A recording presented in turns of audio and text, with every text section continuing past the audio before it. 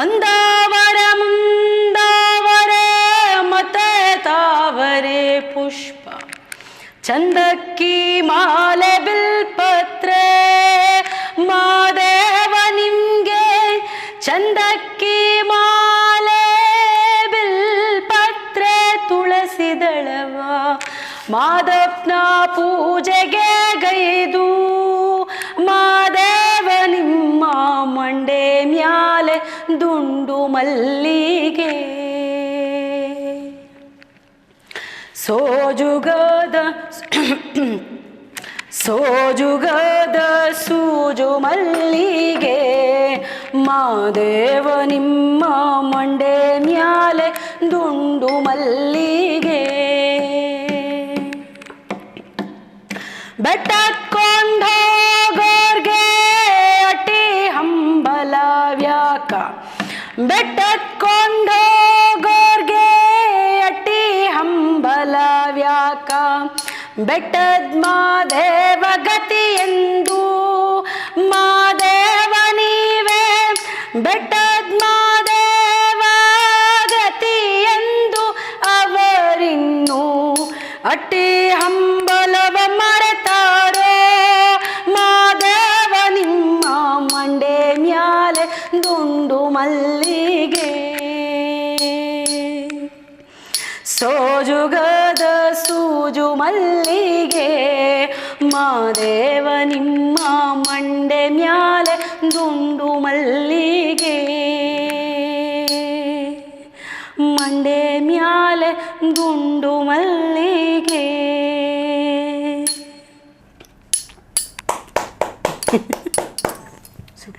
ಖಾರ ತಿಂದು ಮಧ್ಯದಲ್ಲಿ ವಾಯ್ಸ್ ಆಗೋಯ್ತು. ಹೌದಾ? ಚೂರು ಖಾರ ತಿಂದಾಗಿದ್ದು ಖಾರ ಗಂಟ್ಲಲ್ಲಿ ಮೇಲ್ ಬಂದ್ಬಿಡ್ತು. ಅದಾಗುತ್ತೆ. ಹಾ, ಮತ್ತೆ ಹಾಗಾಗಿ ಸಿಂಗರ್ಸ್ ಯಾರು ಖಾರ ತಿನ್ನಲ್ಲ ಹೆಚ್ಚು. ಆ ತರ ಎಲ್ಲ ಏನೂ ಇಲ್ಲ. ನನಗೆ ಇದೆ.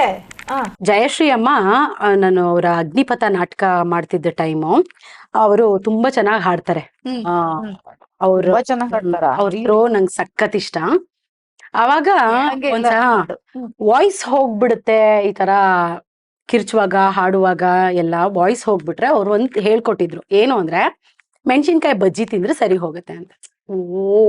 ಮೆಣಸಿನ ಖಾರ ತಿಂದ್ರೆ ವಾಯ್ಸ್ ಆಕ್ಚುಲಿ ಹೋಗಲ್ಲ, ಕಲ್ಚರ್ ಆಗುತ್ತೆ ನೀಟಾಗಿ. ನಾನು ಅದನ್ನ ಕೇಳಿದ್ದೆ, ನಮ್ಮ ನಲ್ಲಿ ಖಾರ ತಿನ್ನಿ ಮೆಣಸಿನ್ಕಾಯಿ ತಿನ್ನಿ ಗಂಟ್ಲು ಓಪನ್ ಆಗುತ್ತೆ ಅಂತ. ನಾವು ನಾಟಕ ಹೊರಗಡೆ ಎಲ್ಲ ಹೋದಾಗ ನಾವು ಗೊತ್ತಲ್ಲ, ಒಂದ ಎಲ್ಲ ಡಂಪ್ ಮಾಡೋದು, ಅನ್ಲೋಡ್ ಮಾಡೋದು, ಎಲ್ಲ ಪ್ರಾಪರ್ನೆಲ್ಲ ಸರಿ ಮಾಡೋದು, ಪ್ರಾಪರ್ಟೀಸು ಬಟ್ಟೆಗಳನ್ನೆಲ್ಲ ಒಂದ್ಸಲ ಒಂದ್ ಕಾಸ್ಟ್ಯೂಮ್ ನಿಂಗ್ ಅಂದ್ರೆ 100 ಜನ್ಮಕ್ಕಾಗೋಷ್ಟು ಗಂಧ ಪರಿಮಳ ಎಲ್ಲ ಬರ್ತಿತ್ತು.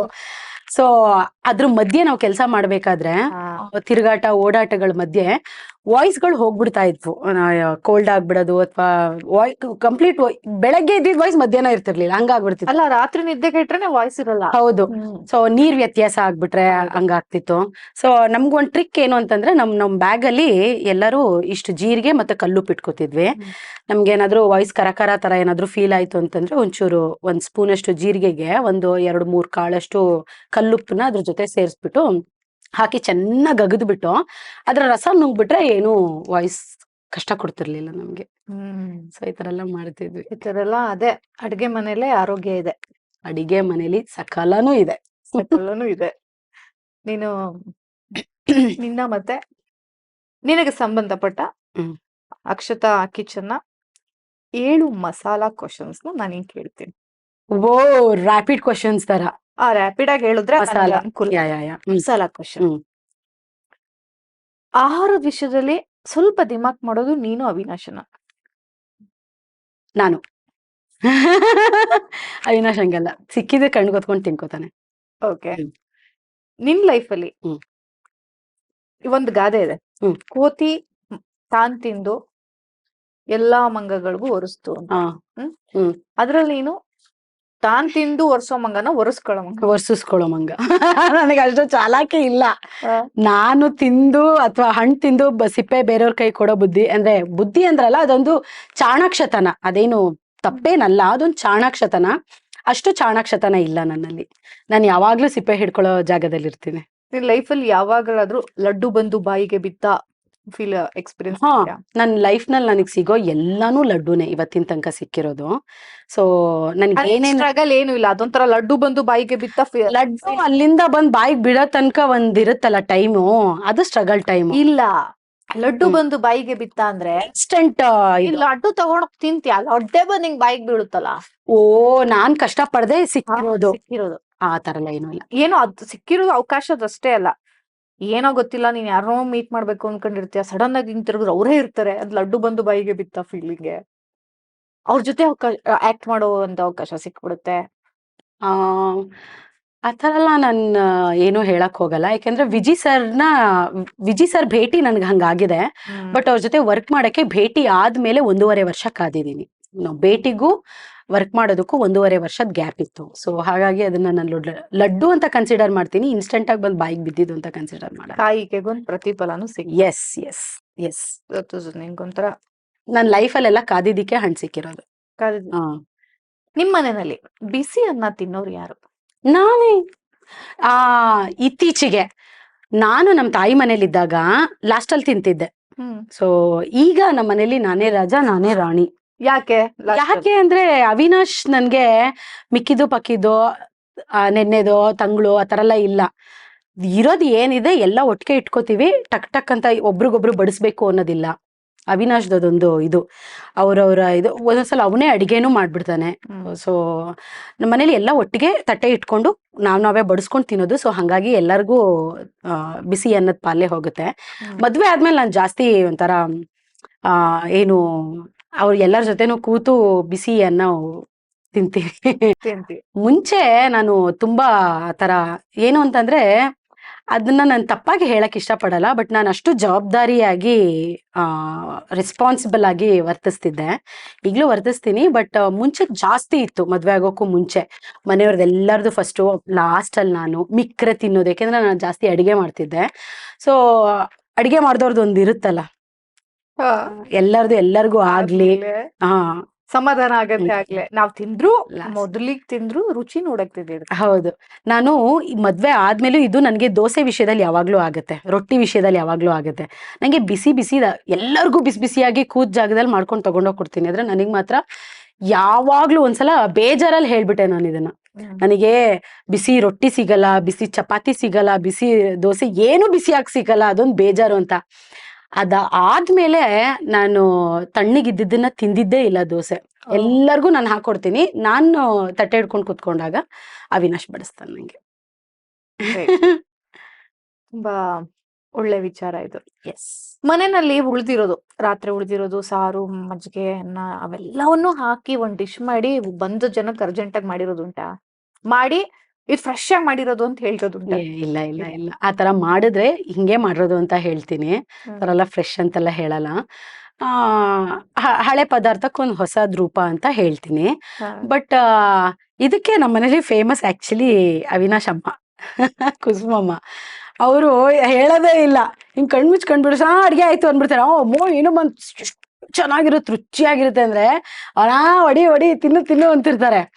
ಆಮೇಲೆ ಹೇಳ್ತಾರೆ, ನಿನ್ನೆ ಬೇಡ ಅಂದಿದೆಯಲ್ಲ ಅದನ್ನ ಮಿಕ್ಸ್ ಮಾಡಿದ್ದು ಅಂತ.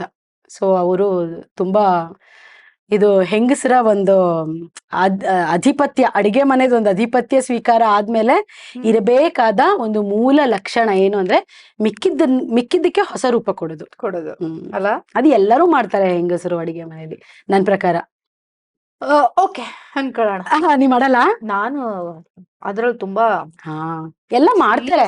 ಹಂಗ್ ಮಾಡ್ತಿಲ್ಲ ಅಂದ್ರೆ ಅವ್ರು ಇನ್ನೂ ಅಡಿಗೆ ಮನೆಗೆ ಇಳ್ದಿಲ್ಲ ಅಂತ, ಅಥವಾ ಅಡಿಗೆ ಮನೆ ಬ್ಲಡ್ ಅವ್ರಿಗೆ ಇಳಿದಿಲ್ಲ ಅಂತ ಅರ್ಥ.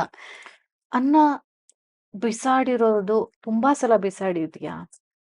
ನಂಗೆ ಇದು ತುಂಬಾ ಬೇಜಾರಾಗುತ್ತೆ. ನಾನ್ ತಟ್ಟೆಗೆ ಹಾಕೊಂಡ್ರೆ ಅನ್ನ ಒಂದಗಳು ವೇಸ್ಟ್ ಮಾಡಲ್ಲ. ನಾನು ಎಲೆ ಊಟ ಮಾಡ್ತೀನಿ ಅಂತಂದ್ರೆ ಎಲೆ ಈಗಷ್ಟೇ ಬಡಿಸ್ದಂಗಿರುತ್ತೆ ಊಟ ಆದ್ಮೇಲೆ. ಸೊ ತಟ್ಟೆನೂ ಅಷ್ಟೇ, ಫುಲ್ಲು ಮುಖ ನೋಡ್ಕೋಬಹುದು ಕನ್ನಡಿ ತರ, ಹಂಗ್ ತಿಂತೀನಿ. ಆದ್ರೆ ನನ್ ಒಂದೊಂದ್ಸಲ ನಂದೊಂದು ಬೇಜಾರಿನ ಒಂದು ವಿಷಯ ನಮ್ಮ ಮನೆಯಲ್ಲೂ ಏನು ಅಂತ ಅಂದ್ರೆ, ನಾನು ಅಡಿಗೆ ಮಾಡ್ಬಿಟ್ರೆ ಸ್ವಲ್ಪ ಜಾಸ್ತಿ ಮಾಡ್ಬಿಡ್ತೀನಿ. ನಂಗೆ ಅಳತೆ ಕರೆಕ್ಟ್ ಆಗಿ ಗೊತ್ತಿಲ್ಲ. ಸೊ ಯಾವಾಗ್ಲೂ ಒಂದ್ ಸ್ವಲ್ಪ ಜಾಸ್ತಿ ಮಾಡ್ಬಿಡ್ತೀನಿ. ಅದಕ್ಕೆ ನಾನು ನನಗ್ ನಾನೇ ಹೇಳ್ಕೊತಾ ಇದ್ದೆ, ಸಮರ್ಥನೆ ಕೊಟ್ಕೋತಾ ಇದ್ದೆ. ಏನು ಅಂತಂದ್ರೆ ಏನು 4 ಜನಕ್ಕೆ ಮಾಡೋದ, ಸಡನ್ ಆಗಿ ಯಾರಾದ್ರೂ ಬಂದ್ಬಿಟ್ರೆ ಅದಕ್ಕೆ ಒಂದು 6-7 ಜನಕ್ಕೆ ಮಾಡ್ತೀನಪ್ಪ ಅಂತ ಸಮರ್ಥನೆ ಕೊಡ್ತಿದ್ದೆ. ನಿಜವಾಗ್ಲೂ ನನಗೆ ಇಬ್ರಿಗೆ ಅಡಿಗೆ ಮಾಡಕ್ ಬರಲ್ಲ, 3 ಜನಕ್ಕೆ ಮಾಡಕ್ ಬರಲ್ಲ. ಅಕಸ್ಮಾತ್ ಮಿಕ್ರೆ ಅದನ್ನ ಬೇರೆ ಇನ್ನೊಂದೇನಾದ್ರೂ ಡಿಶ್ ಆಗಿ ಮಾಡಬಹುದು ಅನ್ನೋ ಸ್ಥಿತಿಲಿದ್ರೆ ಮಾಡ್ತೀನಿ. ಕೆಲವೊಂದ್ಸಲ ಏನಾಗ್ಬಿಡುತ್ತೆ, ಅದು ಹೋಗ್ಬಿಡುತ್ತೆ, ಹೊರಗಡೆ ಹಾಕ್ಬೇಕಾಗುತ್ತೆ. ತಾಯಿ ಮನೇಲಿದ್ದಾಗ ನಾನು ಏನು ಚೆಲ್ಲಲ್ಲ, ಯಾಕೆಂದ್ರೆ ಹಸು ಇದೆ, ನಾವೆಲ್ಲ ತಗೊಂಡೋಗಿ ಹಸು ಹಿಂಡಿ ಪಾತ್ರೆಗೆ ಹಾಕ್ಬಿಡ್ತೀವಿ. ಸೊ ಇಲ್ಲಿ ಬೆಂಗಳೂರಿನಲ್ಲಿ ಸಾರಿ, ನಾವೇ ಹಸುಗಳು, ನಮಗೂ ತಿನ್ನಕ್ಕಾಗ್ಲಿಲ್ಲ ಅಂದ್ರೆ ಅದು ಹಸಿ ಕಸದ ಪಾಲಾಗ್ಬಿಡುತ್ತೆ. ಅದಕ್ಕೆ sorry to say this, I am so sorry. ಯಾಕೆಂದ್ರೆ ಪ್ರತಿಯೊಂದನ್ನು ಬೆಳೆಯಕ್ಕೆ ಎಷ್ಟು ಜನರ ಶ್ರಮ ಇರುತ್ತೆ. ಒಂದೊಂದ್ಸಲ ಗೊತ್ತಿಲ್ಲದೆ ಆಗುವಂತ ಅಪರಾಧಕ್ಕೆ ಅನ್ನ ಚೆಲ್ಲೋ ಸ್ಥಿತಿ ಆಗ್ಬಿಡುತ್ತೆ ಒಂದೊಂದ್ಸಲ. ತುಂಬಾ ಸಲ ಏನಾಗಿಲ್ಲ, ಜಾಸ್ತಿ. ನೀ ಹೇಳ್ತಾ ಇದೀಯ ಈ ಮಾತ್ನ, ಆತರ ಅಪಾರ್ಟ್ಮೆಂಟ್ ಅಲ್ಲಿ ಒಂದು 100 ಮನೆ ಇದ್ರೆ 70% ಮನೆ ಜನ ಮಾಡೇ ಮಾಡ್ತಾರ ಆತರ. ನಾವು ತುತ್ತುನು ಯಾಕಂದ್ರೆ ಅದು ಆ ಪರಿಸ್ಥಿತಿ ಅಂತ ಅನ್ಕೊಂಡ್ಬಿಟ್ಟು ಅಯ್ಯೋ ಒಂದೊಂದಿರುತ್ತೆ, ಹೊಟ್ಟೆ ಹಾಳು ಮಾಡ್ಕೊಳ್ಳೋದು ಬೇಡ, ಹೆಚ್ಚು ತಿಂದು ಬೇಕಾದ್ರೆ ಬಿಸಾಡಿದ್ರು ಸರಿ ಅನ್ನೋ ತರ, ಆಗಲ್ಲೇ ಬಿಟ್ಬಿಡ್ತೀವಿ. ಹೌದು, ಈ ತರ ಎಲ್ಲ. ಹೌದೌದು. ಅದಕ್ಕೆ ಇತ್ತೀಚೆಗೆ ನಂದೊಂದು ಟಿಪ್ ಏನ್ ಗೊತ್ತಾ, ಮುದ್ದೆ ಮಾಡೋರ್ ಮನೇಲಿ ಅಕಸ್ಮಾತ್ ಮುದ್ದೆ ಮಿಕ್ಬಿಟ್ರೆ, ಇದು ಎಲ್ಲರೂ ಮಾಡ್ತಾರೆ, ಹಳೆ ಮನೆದ್ ಒಂದು ಪದ್ಧತಿ ಏನು ಅಂತಂದ್ರೆ ಮುದ್ದೆ ಪಾತ್ರೆ ಒಳಗೆ ಮೊಸರು ಹಾಕಿಟ್ಬಿಟ್ಟು ಮುಚ್ಚಿಟ್ಬಿಡ್ತಾರೆ. ಬೆಳಗ್ಗೆಗೆ ಅದನ್ನ ಕಲಿಸ್ಬಿಟ್ಟು ಈರುಳ್ಳಿ, ಕೊತ್ತಂಬರಿ ಸೊಪ್ಪು, ಏನೇನ್ ಬೇಕೋ ಅವ್ರಿಗೆ ಇಷ್ಟ ಆಗೋದು ಎಲ್ಲಾನು ಹಾಕ್ಬಿಟ್ಟು ಅದನ್ನ ಗಂಜಿ ತರ ಮಾಡ್ಕೊಂಡು ಕುಡಿತಾರೆ. ತುಂಬಾ ಅಂದ್ರೆ ತುಂಬಾ ರುಚಿ ಮತ್ತು ಆರೋಗ್ಯ ಎರಡೂನು. ಸೊ ಅಕಸ್ಮಾತ್ ಹಂಗೆ ಅನ್ನ ಮಿಕ್ಕಿದ್ರೆ, ಇದು ಹೆಚ್ಚು ಆಂಧ್ರದ ಕಡೆ ಮಾಡ್ತಾರೆ, ಇದನ್ನ ಕೇಳಿದೀನಿ ನಾನು. ಓ ಕರೆಕ್ಟ್, ಬೆಂಗಾಲ್ ಕಡೆನೂ ಮಾಡ್ತಾರೆ. ಅನ್ನಕ್ಕೆ ನೀರ್ನ ಹಾಕ್ಬಿಟ್ಟು, ಅನ್ನದ ಪಾತ್ರೆ ಒಳಗೆ ನೀರ್ನ ಹಾಕ್ಬಿಟ್ಟು ಇಟ್ಬಿಡ್ತಾರೆ. ಸೊ ಅದು ನೀರ್ ಹಾಕ್ಬಿಟ್ಟು ಅದ್ರೊಳಗೆ ಒಂದು ಹಸಿಮೆಣಸಿನ್ಕಾಯಿ, ಒಂದ್ ಸ್ವಲ್ಪ ಈರುಳ್ಳಿ ತುಂಡನ್ನ ಹಾಕ್ಬಿಟ್ಟು ಮುಚ್ಚಿಟ್ಟು ತೆಗ್ದಿಟ್ಬಿಡ್ತಾರೆ.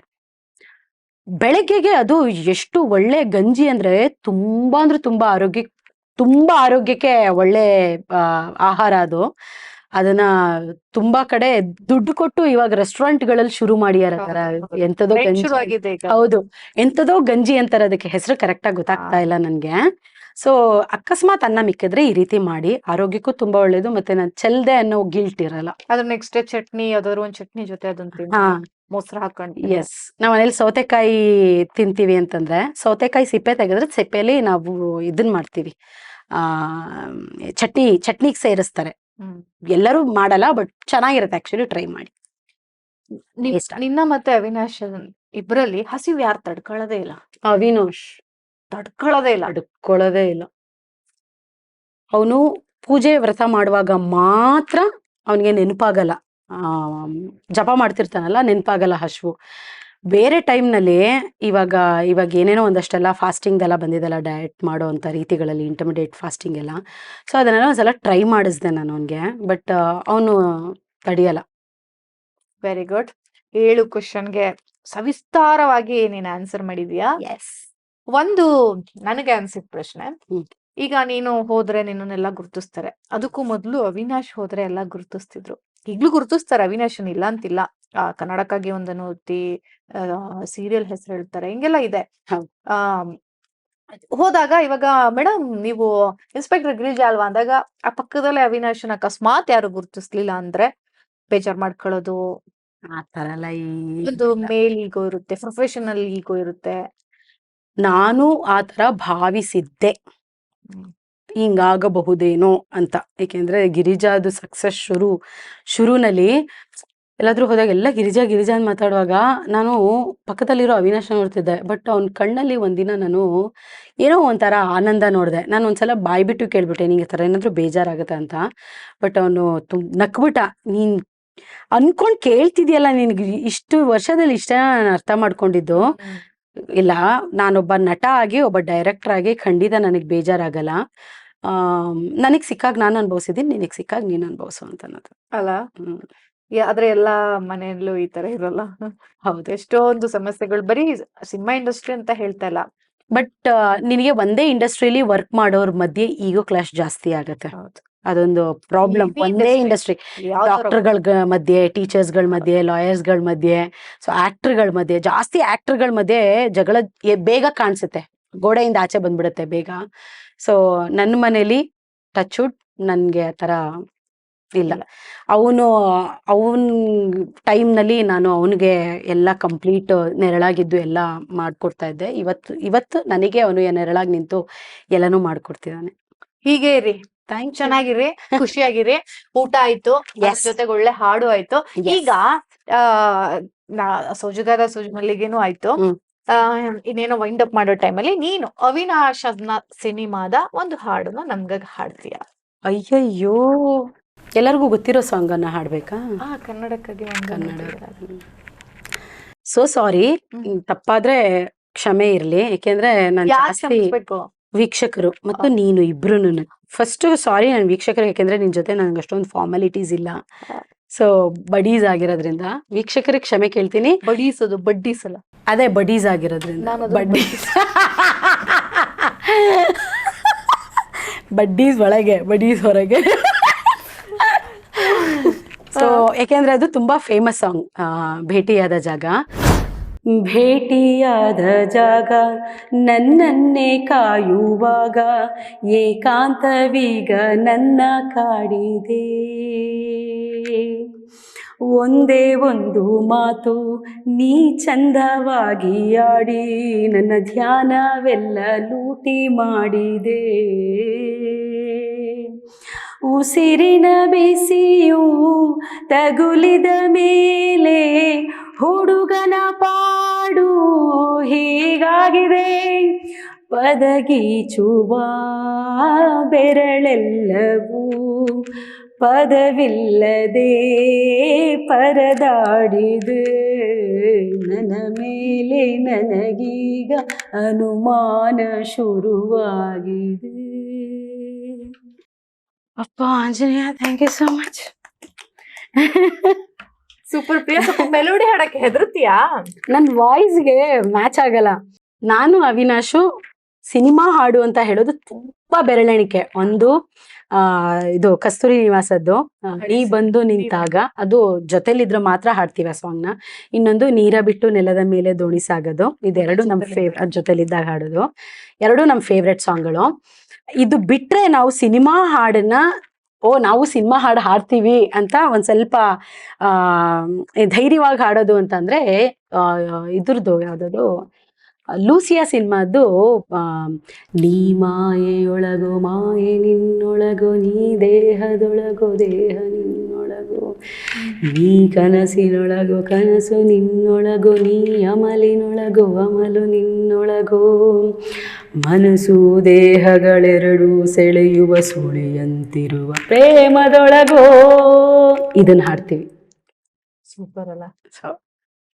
Thank you Priya. ನಾನು ನಿನ್ನನ್ನು ಕರೆದಿದ್ದು ನೀ ನನ್ನ ಬಡೀಸ್ ಅಂತ. ಬಡೀಸ್ ಅಂತಾನು ಹೌದು. ಅದಕ್ಕಿಂತ ಹೆಚ್ಚಾಗಿ ಬಹಳ ಚೆನ್ನಾಗಿ ಅಡುಗೆ ಮಾಡ್ತೀಯ. ನಿನಗೆ ಅಳತೆ ಪ್ರಮಾಣ ಎಲ್ಲಾ ಗೊತ್ತು.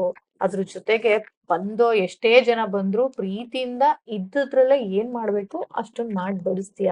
ಅದು ಅಲ್ಲದೆ ನೀ ಒಂದ್ ಕಿಚನ್ ಕೂಡ ನಡೆಸಿರ್ತೀಯ. ಹೋಟೆಲ್, ಒಂದು ಹೋಟೆಲ್ ಅಲ್ಲಿ 1 ವರ್ಷ ಅದೊಂದು ಬಿಸ್ನೆಸ್ ಮಾಡಿರ್ತೀಯ. ಆ ವ್ಯವಹಾರನೂ ಗೊತ್ತು ನಿಂಗೆ. ಇವೆಲ್ಲದ್ರ ಮಧ್ಯೆ ಒಂದು ಸಣ್ಣ ಊಟ ಮಾಡೋಣ ಅಂತ ನನ್ ಕಿಚನಿಗೆ ಬಂದಿದ್ಯಾ. ನಾಟಿ ಬಾತು ನಟಿ ಮಾತು ಕಾರ್ಯಕ್ರಮದಲ್ಲಿ ನನಗಂತೂ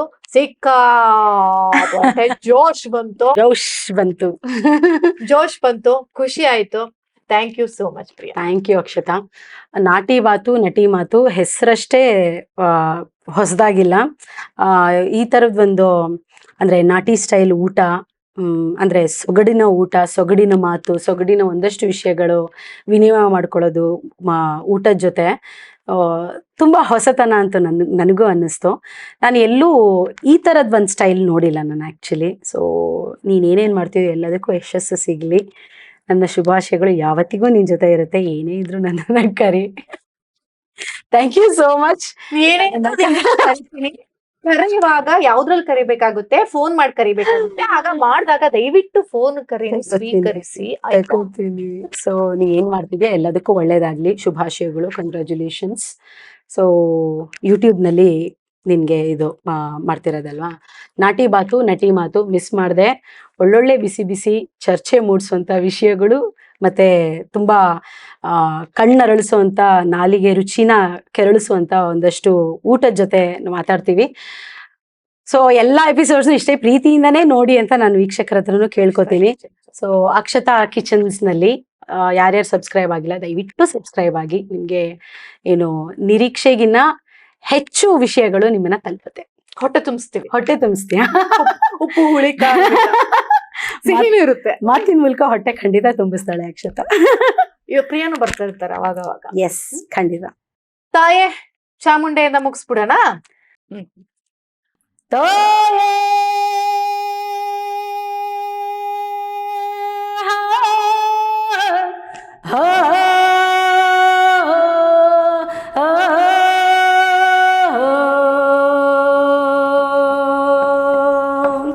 ಮುಂಗಾಳಿ ಕೂಗ್ಯಾವ ಮೂಡಾಣ ಬೆಳಗಿ ಹೋ, ತಂಗಾಳಿ ಬೀಸ್ಯಾವ ತವರಿ ಹೂವರಳಿ ಹೋ, ಮುಂಗಾಳಿ ಕೂಗ್ಯಾವ ಮೂಡಾಣ ಬೆಳಗಿ ತಂಗಾಳಿ ಬೀಸ್ಯಾವ ತವರಿ ಹೂವರಳಿ, ಹೂವಿನೊಳಗಂದು ಕೈಲಾಸ ವರಳ್ಯಾವ ಕೈಲಾಸ ಕೈ ಮುಗಿದು ಭೂಲೋಕ ಕಿಳಿದಾವ ಸಾವಿರದ ಶರಣವ್ವ ಕರಿಮಾಯಿ ತಾಯಿ.